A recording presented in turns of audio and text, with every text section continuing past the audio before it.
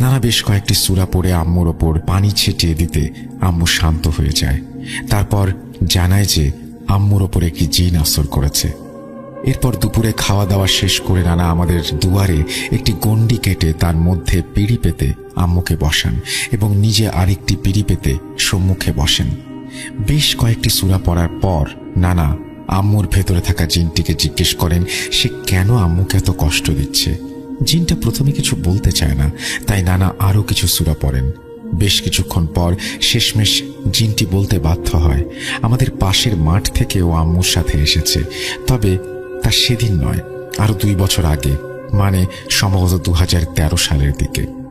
একদিন সন্ধ্যাবেলা আম্মু মাঠের দিকে যাওয়ার সময় নাকি জিনটার চুলের উপরে পাড়া দিয়ে চলে যায়।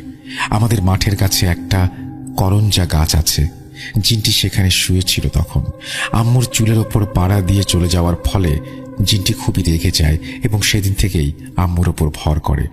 নানার সবকিছু বোঝার পর জিনটিকে বলে আম্মুকে ছেড়ে চলে যেতে, কিন্তু প্রথমে জিনটি রাজি হয় না। পরে নানা আরো কিছু দোয়া পড়ে গণ্ডির মধ্যে একটা কাঁচি দিয়ে কোপের পর কোপ মারতে থাকেন।